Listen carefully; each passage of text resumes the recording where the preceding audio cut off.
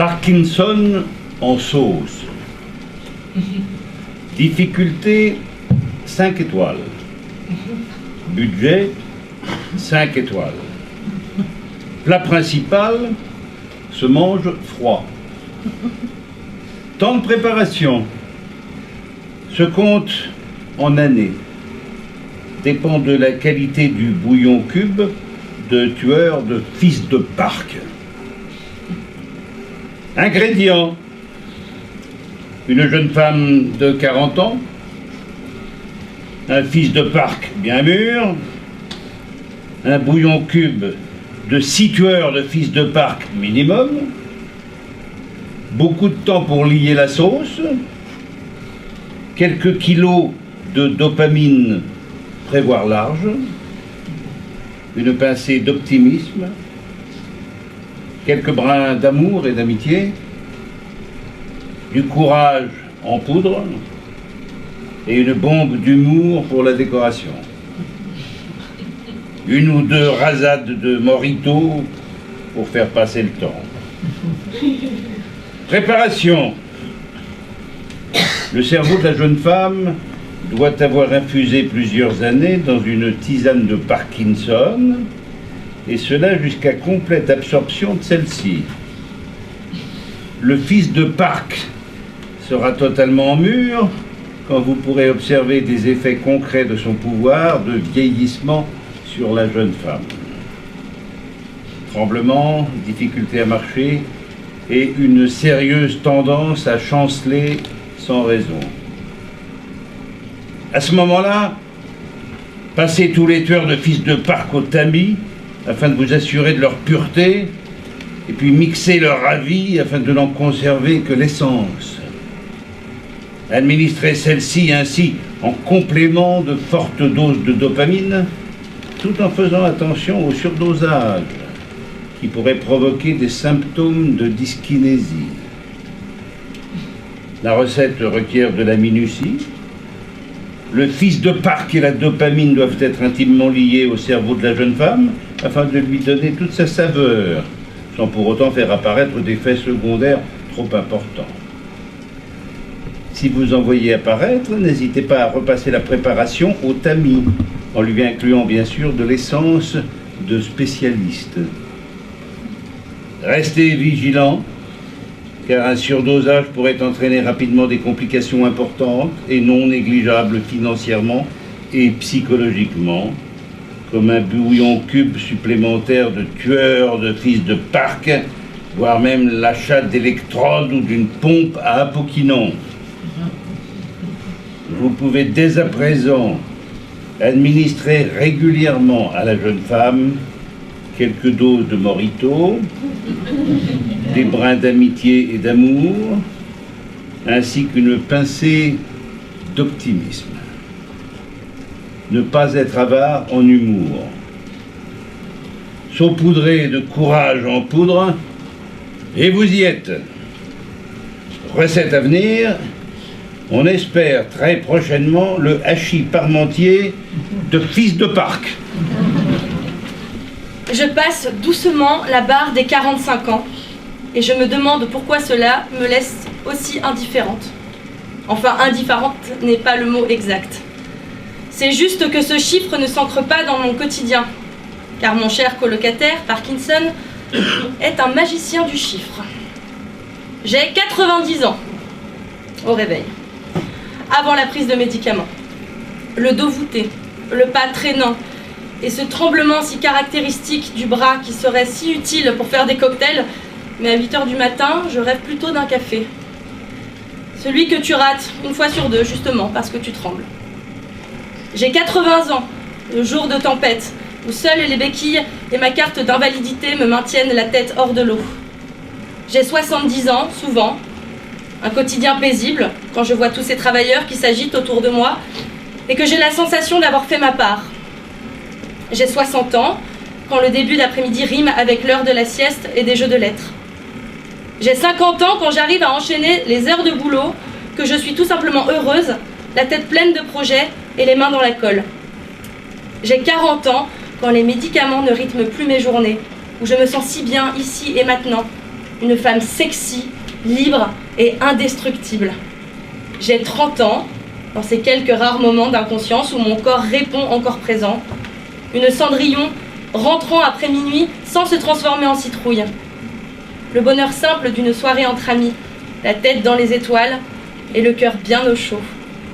J'ai 20 ans parfois, quand je reprends mon souffle, après des jours de combat et que la vie reprend le dessus.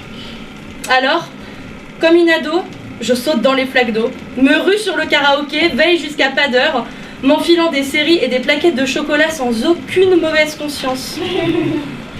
J'ai 10 ans quand je fais du vélo ou du ski et que je ne finis pas la journée bleue comme une schtroumpfette. J'ai 1 an, les jours de catastrophe et de grande tristesse, où mon autonomie se résume à une peau de chagrin. Alors, avec humilité, je réapprends les gestes du quotidien et j'essaye de ne pas détester la brosse à dents qui n'en fait qu'à sa tête ou ma fourchette nonchalante et inutile flémardant au bord de mon assiette. Parfois même, tout se mélange et les tranches d'âge ne se distinguent plus. Avouez que ce n'est pas banal d'avoir 90 ans le matin, 40 à midi et 20 le soir, ou vice-versa. Je n'ai plus la notion de l'âge et je m'en contrefiche. Mais ce que je sais, c'est que j'ai appris à composer, à profiter du temps présent, à mesurer la force de l'amitié et de l'amour. Et le boulot dans tout ça, je suis relieur et j'ai la maladie de Parkinson. Et alors, me direz-vous, c'est quoi le rapport? Aucun. Si ce n'est que la reliure m'a offert une partie des outils qui me permettent maintenant de gérer ce fils de parc. En effet, pour exercer un métier manuel, il faut de la rigueur, de la patience et parfois même de l'acharnement. Cela demande également une bonne dose d'organisation et de grands moments de solitude.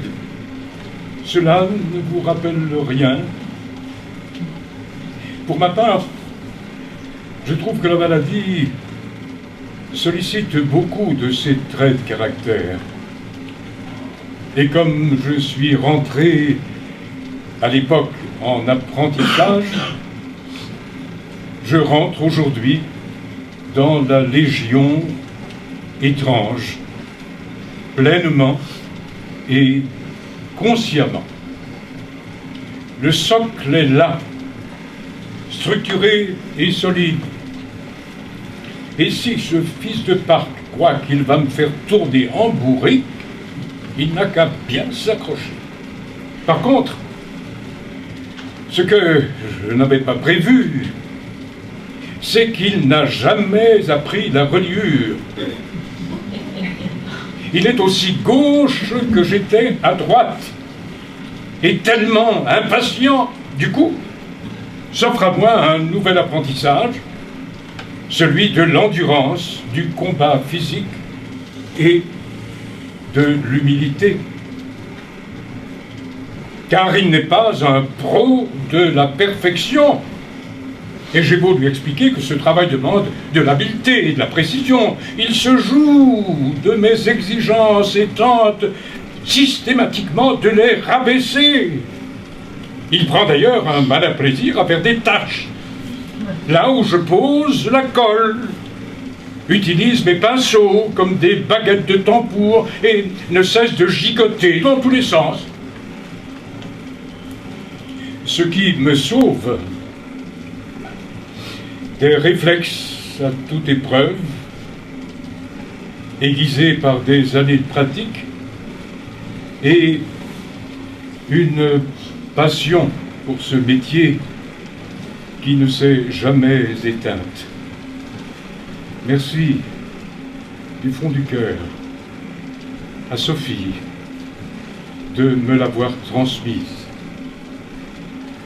À ce jour, je peux encore parfois me remettre à mon établi et créer jusqu'à l'oubli de jolis carnets pour ma petite entreprise. j'ai de la chance. Et quand, comme aujourd'hui, mes yeux se posent enfin sur le travail accompli, j'oublie instantanément les efforts et la maladie pour ne retenir qu'une seule chose.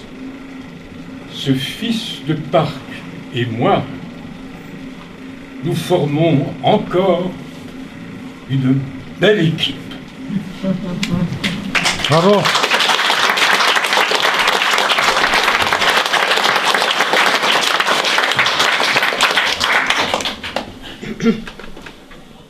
Deux lignes d'horizon pour un même combat, essuyer l'affront d'un mauvais karma. La force des mots pour décrire l'indicible, le choix du vélo pour nous rendre visibles. Sans se concerter, sans même se connaître, la même volonté de ne pas disparaître, de dynamiter les bien-pensants, le discours raisonné du tout médicament, une lutte acharnée pour se sentir vivant, pour rassembler les combattants, briser le silence de notre quotidien, réduire l'indifférence à peau de chagrin. Parfois amer ou triomphant, la même colère nous tenaillant.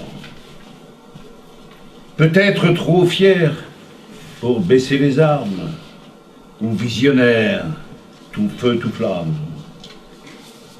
Et finalement, de défis en poésie, nous voici enfin réunis. Et cette sensation étrange que malgré nos différences, ce que je croyais être une cage m'offre la plus grande des chances. D'avoir un frangin, de pouvoir partager sans baratin aucun notre présent fragmenté. Et cette zone de combat no man's land inconnue, une terre de joie, de toi à moi devenue. Ensemble, aujourd'hui, cette fois-ci sur les planches, plus fort que la maladie, on la tient notre revanche. Aussi incroyable que merveilleux, invraisemblable, tout simplement heureux.